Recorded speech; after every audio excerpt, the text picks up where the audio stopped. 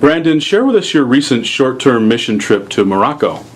Morocco was a great experience. This is the third year that I've been out there, and the fourth year we've been with Scottsdale Bible Church.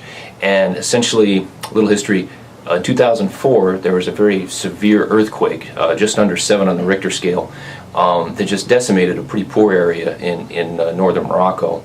And so what happened was, through some problems with the way the aid money that came in from the international community was handled, the people who were displaced and lost homes in the process, there's like well over 1,000 people killed and several thousand were displaced from their homes. Wow. Their homes were wrecked because they were just they were poor people, cheap homes. The aid money was never really made it to the people. No homes were completed.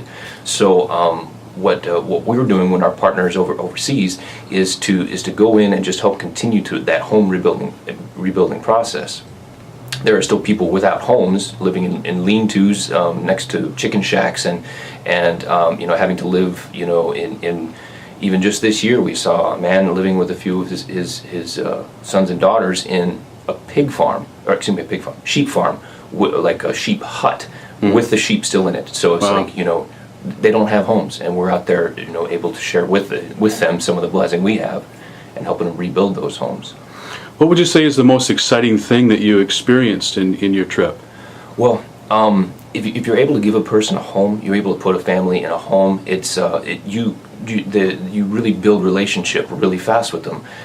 So what we have is we've got people, like, they've not been helped by their government, they haven't been helped by their friends and neighbors locally, and yet here are these Christians come across the ocean that they don't know, and taking their time and effort and money to help out, and they wonder why. And what that does is it gives us a chance to share our faith with them, and explain this is who we are as Christian people.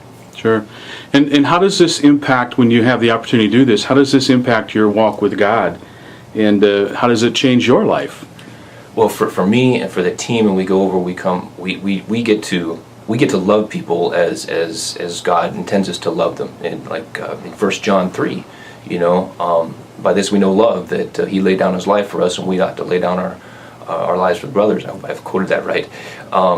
If anyone sees their brother in need, and has the world's good, but closes his heart against him, how can God's love be with them? It's a way to share our love and share our faith with people who truly, truly need it. And we in the States are very blessed.